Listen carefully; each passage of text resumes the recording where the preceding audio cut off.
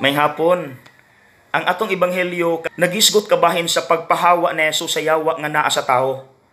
Mga igsuon, realidad ang presensya sa yawa. Pero dili ng tikbalang, manananggal, kapre, bunga rana sa huna-huna sa writer. Ang tinuod nga lihok sa yawa, kanang manintal siya gamit ang atong mga paborito. Dili na lang nako tagsa-tagsaon. Muhatag lang kong example. Kanang kalendaryo sa ilimnon nga makahubog. Unsa may naa sa picture? Sungayan nga yawa? Dili.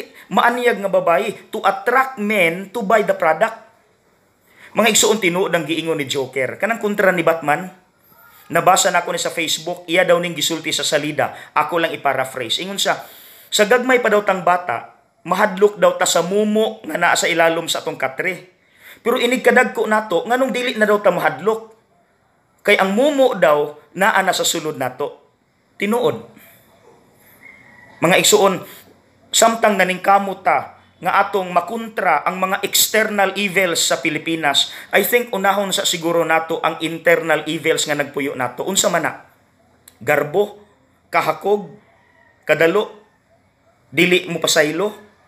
Mga igsuon, komportable ra ba ta ana? Papilion ka nako, asay may mas nindot, mas komportable nimo, mudumot, mo pasaylo.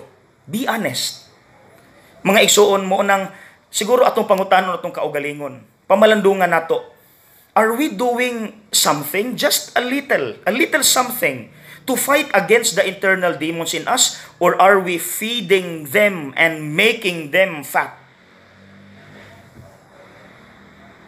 Mga igsuon, ayaw kabalaka sa atong pagkontra sa yawa, the Lord is with us.